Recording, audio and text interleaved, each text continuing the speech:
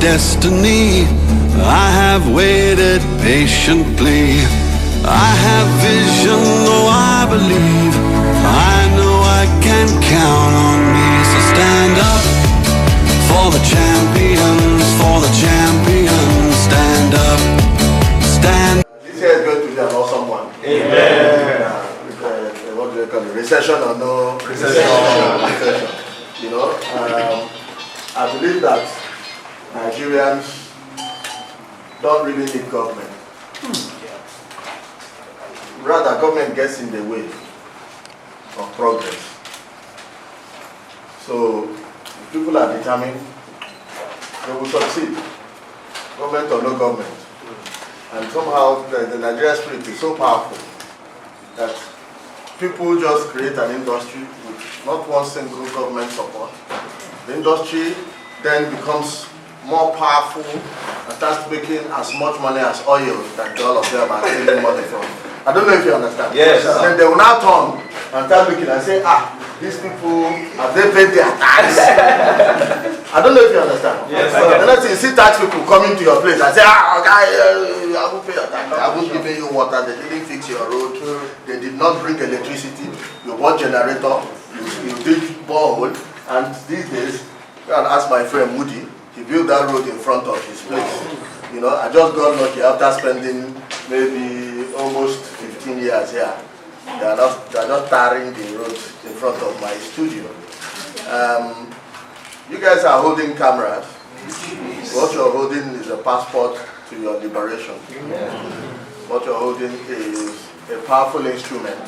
It is not just a means of making a living. It's a means of making history.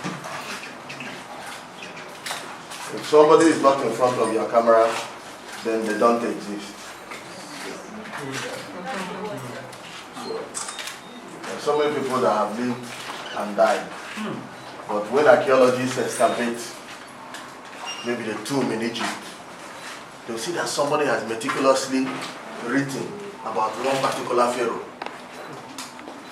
And that's the pharaoh we don't know. A lot of people interacted with Jesus Christ. It's only those that they wrote about that will hear their name today.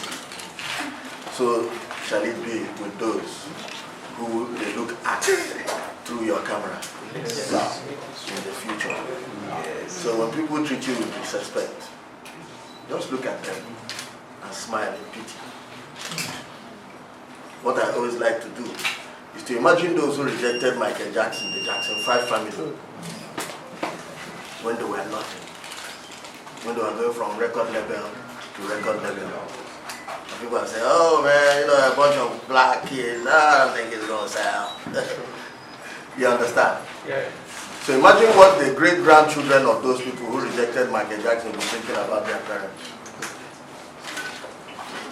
That would be okay. Amen. For those who reject you now. Amen. So do not feel bad, do not be disheartened. You must push on. Now you're holding on to this camera, and I started photography, let's say, seriously 15 years ago, you know, and it was just like every other person, most people, I think, a hobby to me, you know, just something I can, you know, I was enjoying. In those days it was film, you know, so I used to spend plenty of my money buying film and taking pictures until it started becoming too expensive because every click na money in those days. Nobody now we just slot a message computer say delete. You understand? So I'm thinking that, you know, every person that is holding a camera has a point of view. I'm sure a lot of you will say, oh, so how did you get where you are, right? How did you succeed, you know, with what you're doing? And it's very simple, you know, make sure it's something you enjoy. It's not a very easy kind of job. As you can see, it's very physical. It's physically demanding, you know, when you're holding cameras like this. And then you have to compose and you do that, that's exercise. You do that, that's another exercise. And if you're covering an event that is the whole day, you spend the whole day on your feet doing that, thinking. It's the next day when you wake up and you start feeling it around your body. You know you've done plenty exercise. You know, so it's physically demanding. Sometimes you feel bad because people are not treating you well. People actually sometimes treat you with disdain, you know, as if you really don't know what you're doing. They treat you with disrespect. Why? Because a lot of our colleagues, let's say you go to church, somebody already has taken your picture and he has already printed the thing without negotiating with you. So he is at your mercy. If you refuse to buy the picture, he has already invested in your picture. I don't know if you understand. So his bargaining power is really very low. And when you see such a person, inside your mind, if you are a normal human being, you will know that this is desperation. It means that this person is not able to make a good bargain with what he's doing. I don't know if you get what I mean. And it gives an impression that this person holding this camera is not doing well. I don't know if you understand. Last year was a bit tough. You know, they had the transition and they now, oil really plummeted and the country went into a kind of depression, according by the people in Abuja. You get what I mean? And the business really went bad. People losing their jobs. You know, it was tough. You get what I mean? So I was asking myself, so what am I going to do about this situation? Okay? I said, you know what? I'm going to be charging in dollars. I'm going to double my fees. So those my clients that are complaining before should just get out. So I did that. And people call me and say, you know what? This is my fee. Yeah, you can pay me in dollars if you have dollars. If you don't have dollars, it's the Naira equivalent at the time you pay me. I don't know if you understand. Yes. They all started paying. They just did what I wanted.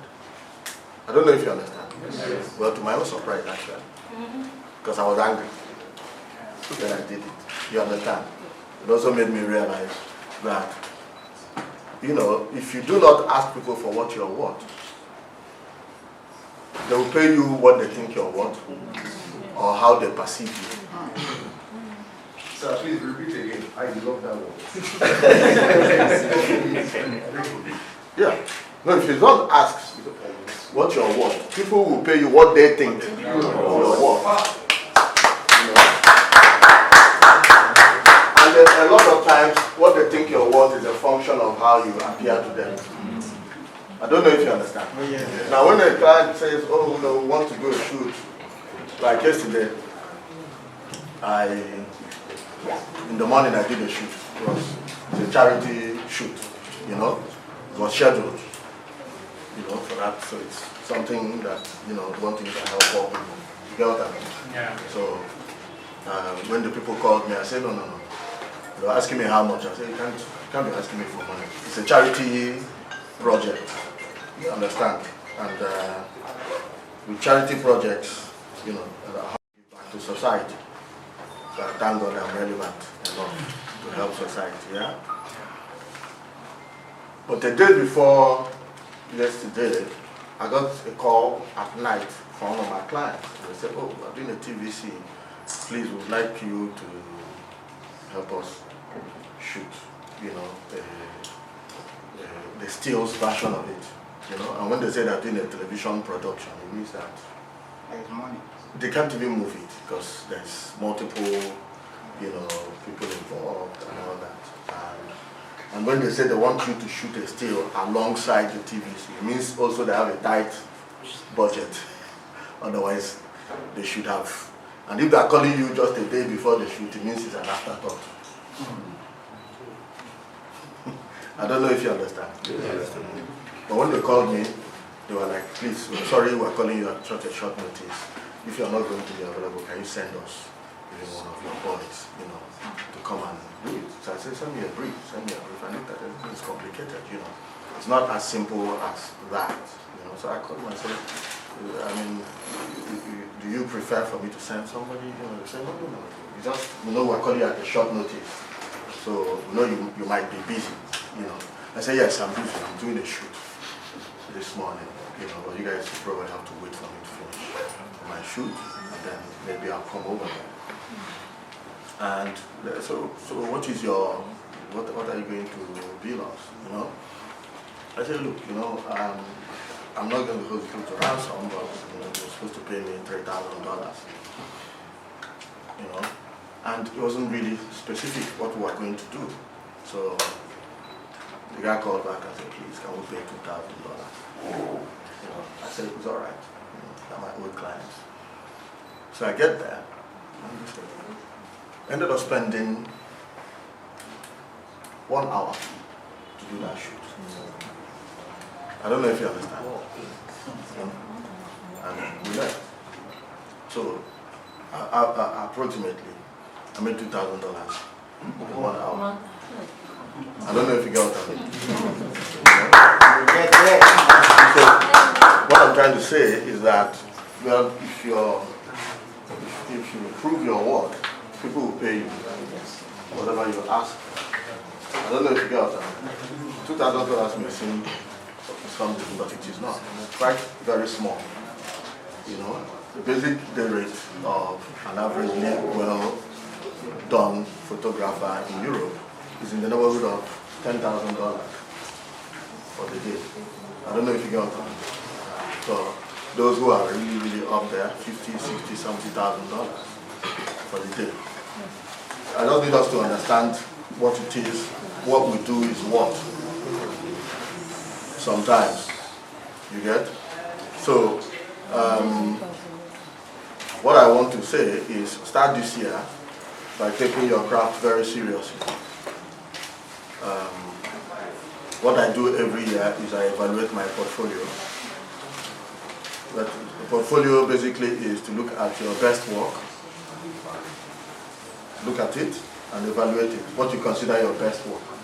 One of the major things you need to do as a photographer is to define your art and say, who am I? What type of photographer am I? And the type of photographer you are is not the type of dress you're wearing no. It is your portfolio. You look at your portfolio and say, okay, this is who you are. Your portfolio speaks to the world, okay? In those days, we would say, oh, let us have an agent, let us start building clientele. Now, everything has been democratized. You don't need any in-between man. You put your stuff on Instagram. If it's nice, people will vote. Am I making sense? Yes. So, right now, everybody is carrying cameras. I'm not talking about just photographers. As some of you are putting up your DSLRs, I can see some of you are putting up your smartphones. Those things are like sometimes 10 megapixels, some of them. Have you? 5, 6 megapixels. When I started my career, the first digital camera I was using to shoot through Love magazine, it was a 6 megapixel camera. And I was making a hell of money with that camera. Now I'm using an Nikon that is 38 megapixel. I don't know if you get what I'm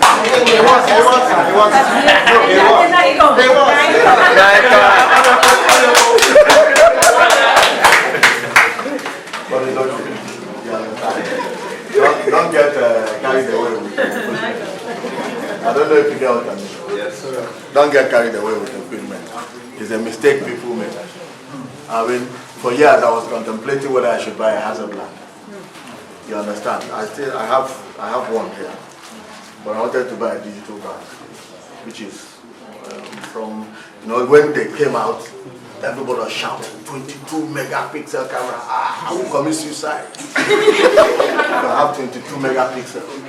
When they were having 22 megapixel digital bags, we were struggling with 8 megapixel, DSLR. I don't know if you understand. And those things are always from 5 million upwards any day, anytime. Not now that dollar has gone mad. I don't know if you understand. Now they have a 100 megapixel Hasselblad, phase 1 and all these, digital backs. Now, if I bring 20 million naira and I go and buy that camera, it's not going to make my picture any better. I don't know if you understand. Yes. It's how I compose my picture. It's the kind of story I'm telling with my picture. It's the lighting, it's the concept, it's the moment that I've captured that matters.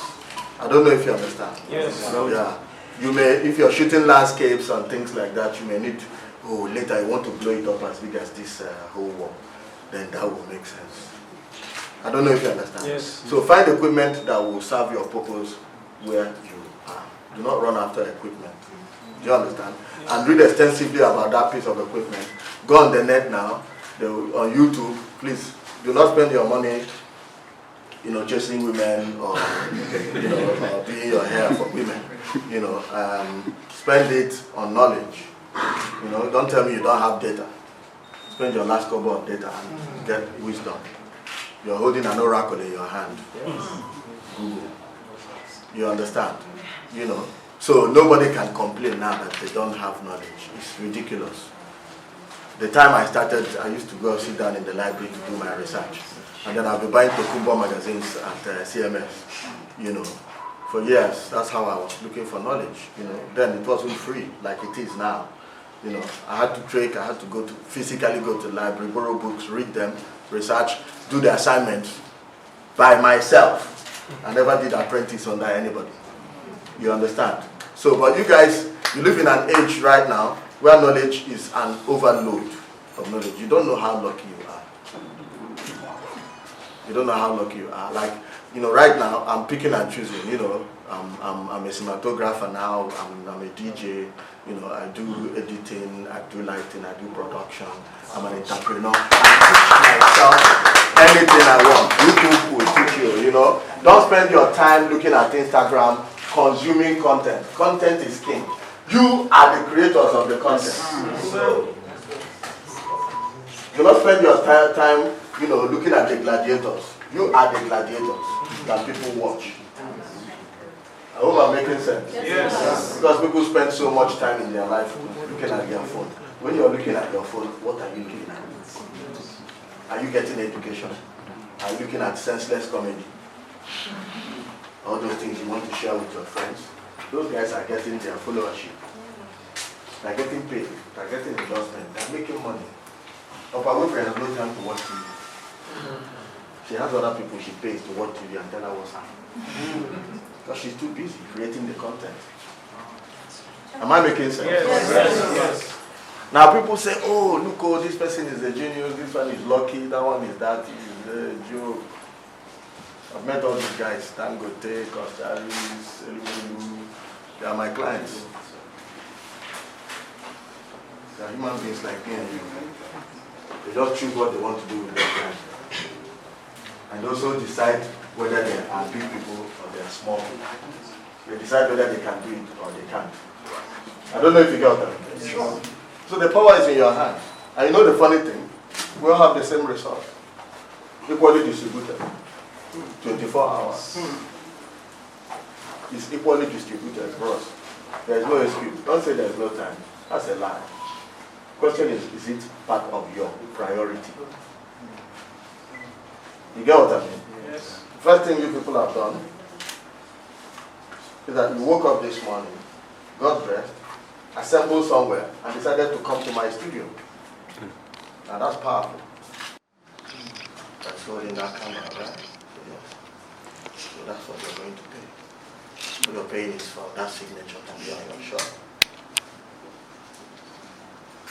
So if you want somebody else, okay, somebody else, no problem. You pay half of that. You can really stay the whole day and work the whole day. I don't know if I'm making sense. You understand? Because people call you and they say, hey, bros, I beg, I don't get money. Just do it for me. Do it for God. You look at the person is doing your work to do business. It's not a charity situation. So why are Why does he want you to do it for free? And that person will say, you know what? I'm going to promote you. Come into my house and see. You know people that come to this house, if I introduce you to those people, you will blow. So you start taking pictures for free. Don't ask for money. That's what's wrong with all these young boys. You want money all the time. And they start taking pictures for free. And they call his friends. One young boy, very smart. I don't know, man. I don't know. This country does not appreciate talent. That's the problem for these young boys. The boys who generally are not paying, but you know, just talk to him. You start finding yourself, people telling you the same thing over and over again, and you wonder what's happening. I thought they said their friends were, but why are their friends also now telling me the same story? You know, people who are smart, people who have succeeded in life, the world is a bit of a dog-eat-dog place. They can read you. I don't know if you understand. They didn't make their money by being stupid. They made their money by also knowing how to read people and how to make a good bargain. I don't know if you understand. So they read you. So if you package yourself like you're selling, you know, tomatoes down the road here, what's the normal thing? Ah, madam, you said this tomato is 100 naira for 3. You be thief. I go sell 100 naira for 3 for this recession. Give me, you know, and they start pricing and pricing. Everybody swear, insult each other until you will try your best to bring the price down. I don't know if you understand, because but you go to a supermarket and you see it there, you know, fresh tomatoes, please use a scale. Use the scale. Somebody just packages in it and you just do king kong. How much? You bring that card. You cannot, can't be out for discount. Do you know why? Huh? Because of the greatest package. Yes, but that person has also given you a feeling of safety, a feeling of, you know, what?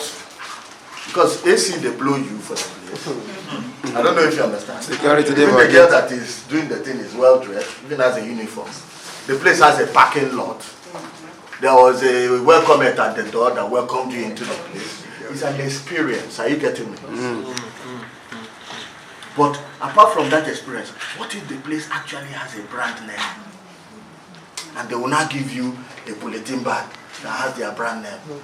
ShopRite. They are bought it at ShopRite. Go ShopRite. Go buy tomatoes. You drive past your neighborhood, leave all those women selling tomatoes. You didn't even bother to find out the price of their tomatoes. So that when you enter the ShopRite place, somebody will take iron this and chicken. Not to know, if you're carrying bomb, it's too good. It's all a feast. I don't know if you understand. And then you enter, you're looking at shop. You're looking at those who are shopping. Everybody's well dressed. Now, wow. Who are you to start pricing tomatoes inside ShopRite? I don't know if you understand. The same thing applies to photography. The guy calls you to have a conversation, and you know, you're wearing, you say, let me dress well. You can wear a suit. The sweat will line up here because, you know, it was so hot outside. You know, you start tapping yourself. By the time you get there, the aroma of inside your suit is already taking over inside the room. The guy will already know that you're really, really dressed up just to make this conversation. And you can look at your shoes and know you're pounding. I don't know if you understand. Yeah. So you may find out that you don't need to do all that. Maybe you need to just wear a nice pair of jeans. You know, groom yourself well. Understand the quality of what you bring to bear. And when the guy comes and he looks at your face will take over everything that you think you do. Give me a firm handshake. Good morning, sir. How are you? Thank you very much. It's a real pleasure to come and talk to you today. You want us to take care of your business, your photography business. Yeah, beautiful. You investigated the guy and looked at your business. I think, you know, what you do is amazing. But again, you know, you really do need a complete overhaul, you know, of the physical photographic impressions of your work. What we bring to bear is, pow, you start showing the guy, some of your work. Is a real best part. This guy knows what he's doing, man. This guy knows what he's doing. Inside his mind, he was saying, budgeting 100K.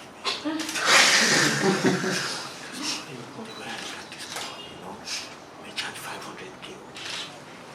Because of the way you're making a presentation to him, he's starting to feel like somebody who was driving on the road. He said, "Now I'm gonna catch me." He said, "Restaurant." Okay, let me drive in. He now drives in, and somebody comes to the door and says, "Good morning, sir. Please sit down. What would you like?" He said, "The bill for this place." I don't know if you understand. Do you understand? Yeah, because several times, I've seen people come to my studio. They'll come and say, okay.